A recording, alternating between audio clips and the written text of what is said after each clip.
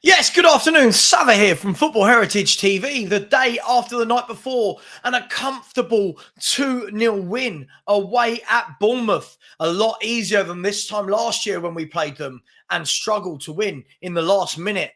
A very comfortable, composed performance. Lots of outstanding players on the day. A few players that must do better. So let's get into Sava's player ratings. I'm sure there'll be many people who disagree, and I'm sure there'll be many who agree. Let's get into it.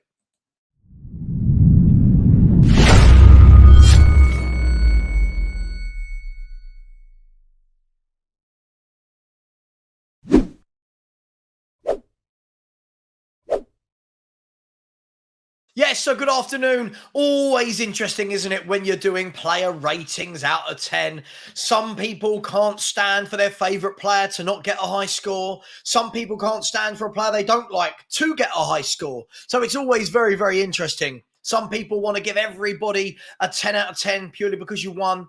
I'll try and look at it objectively. So let's start.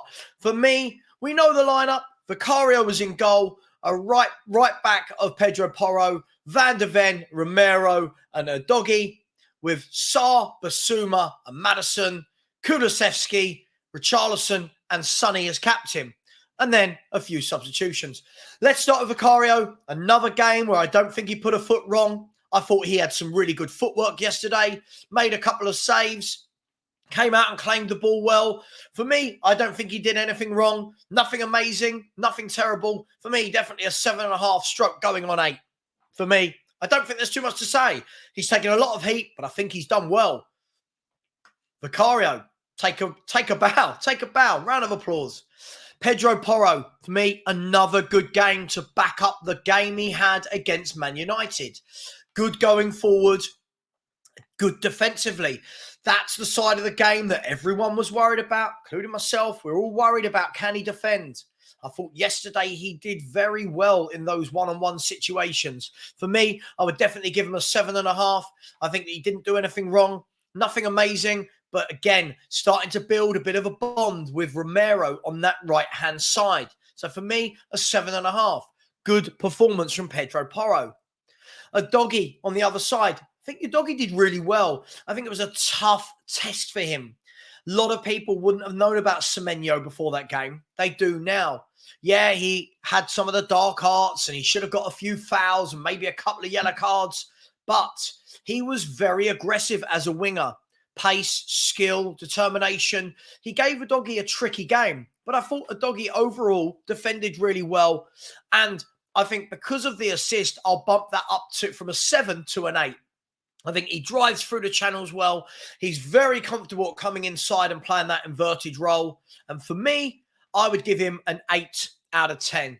Now, Christian Romero, people will always, every time Christian Romero plays well, people go, oh, you don't like him. Not that I don't like him. This is what I want to see from him. Consistency. Christian Romero has started the season brilliantly. Yesterday, I thought he didn't put a foot wrong. He won every single one of his duels. For me, this was definitely an 8.5, 9 out of 10. I thought he was superb, led the back line well, and another good performance. Long may it continue, and I hope that this is what we get now from Romero, game in, game out. A very solid display. Mickey Van de Ven, his centre-back partnership. Again, another flawless display from Mickey Van de Ven, who I'm going to give an 8.5 to a push. I thought, again, he showed his recovery pace, going backwards, comfortable bringing the ball out, didn't let anyone get past him. He doesn't dive in. He's assured. He's calm. Very good performance again yesterday. 2 clean sheets in a row. So for me, Mickey Van de Ven would get an 8. I'll be kind and go to an 8.5.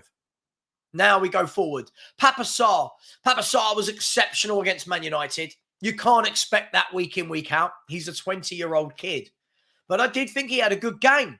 He had a good game. Nothing to scream about, nothing to rave about, but that's okay. He had a good game. For me, he was a solid 7.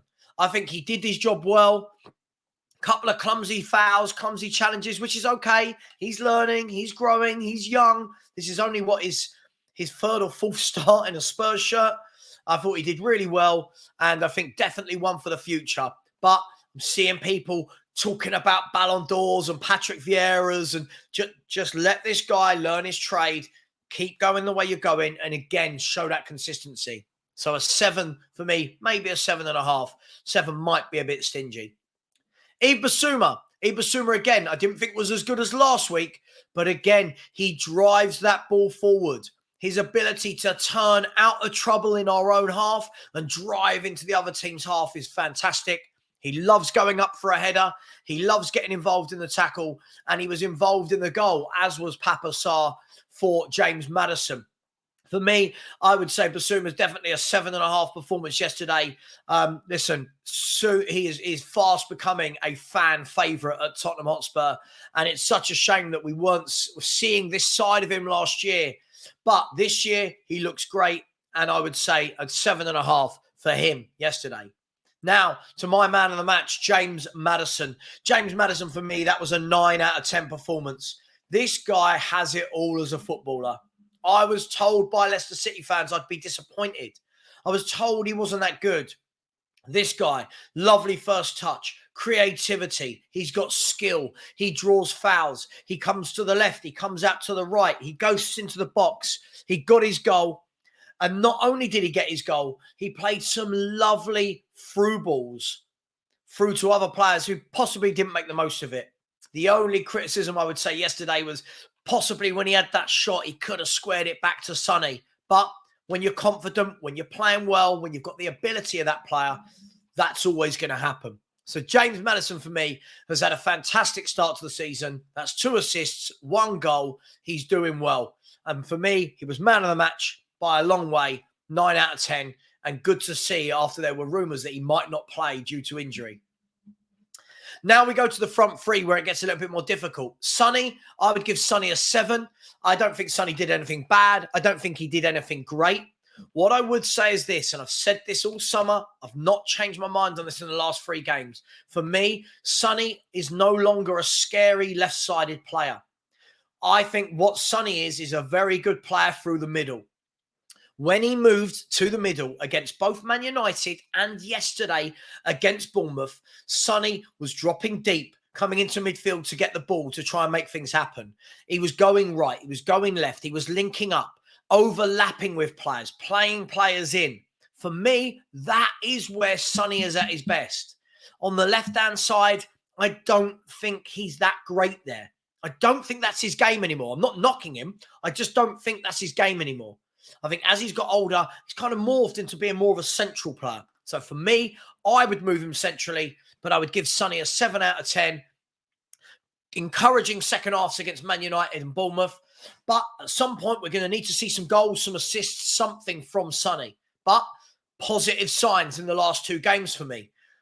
Now we move to the other side, Kulusevski. Kulusevski grabbed his goal, and that is why I'm going to give him a 7.5. For me, he would have been a 6, 6.5 if it wasn't for the goal. Unfortunately for me, again, I just found his play all a bit too predictable. Every time he comes in on the left, lays it off 5 yards, that's fine. But then anytime he tried to whip in a ball, the cross was poor. Anytime he tried to beat his man, he couldn't. For me, there's a player in there. We know there is. Yes, there's talent. But we've got to see some consistency. He did really well to ghost in, went round the back and then pulled back for the goal. Did well there. Other than that, I don't think he did a lot. But I'm going to give him a 7.5 because of the goal. Again, hopefully that puts some confidence into him. Hopefully he can kick on from that. And I really do want this guy to be great. I really do. So hopefully Kulu can kick on now and be really good. Now, Richarlison as the number 9 up front. I'm sorry, guys and girls. I'm so sorry. Lots of people want him to be better than he is. A lot of people are sticking up for this guy. I just do not see a good player there at all. I get it, right? Not every number 9 is a natural goal scorer. Not every number 9 is a great goal scorer. But if you are not, what is your USP? What are you if you are not a great goal scorer? Are you a hold-up player? I don't think Richie's that. I think his touch is poor. Are you a nuisance in the box? I don't think he's that either. Are you good in the air? I mean, he's okay. I'm not sure what he is, and I think it's becoming a real problem. I think for me, I know people will go, oh, well, Ange trusts him. Let's be brutally honest, people. This is the only out and out striker at the club at the moment. So Ange doesn't have many options to go with. For me, I think that this is a player that is not good enough for Tottenham. I was in the camp last year where I did not want him to sign in any way, shape, or form. I've not rated him in a Spurs shirt. I didn't really think he was great at Everton. I've not rated him at all, ever, really. So for me, I thought it was a poor game. I would give him a 5 out of 10. I thought he was very, very poor. His touch, the header at the back post, again, just concentration and accuracy needed. When he was through on goal, he didn't get his shot away, his touch, his passing, it just, none of it was very good. So for me, I would say a 5 out of 10. I just did not rate his performance at all. And unfortunately, I think this is someone that needs to go, and soon. And from the substitutes, I thought Perisic came on brilliantly again. Listen, I think the first couple of minutes Perisic came on, he looked rusty. Then after he got into the game, I thought he gave the fullback problems. I thought he linked up well with the doggy for the second goal, whipped in some lovely crosses. And again, so I'd give him a 7.5. I thought the Celso came on a bit sloppy in possession at times, but overall I thought he did well and give him a 7. Skip did well when he came on. He'd get a 7 for me as well. Højbjerg would get a 7. And Ben Davies did well when he came on. He'd get a 7 as well. So all in all, a very good performance, a great win, 7 points from 9. But there are my player ratings. Let me know what you agree with and disagree. But try and keep it factual. Try and remove the emotion of who your favourite player is, or a player that you hate, or whatever it may be. Let's try and keep it factual. Much love. I'll see you at 4 o'clock today. I've got a watch along of Newcastle versus Liverpool. And then at 8 p.m, my main show of the week, the Spurs review live on Football Heritage TV. 8 p.m. tonight. We've got Josh from Spurs Live. We've got Haz from Southview Coys, and a few other guests will be joining us as well. Much love. Thank you for liking. Please subscribe and take care. Come on, you Spurs.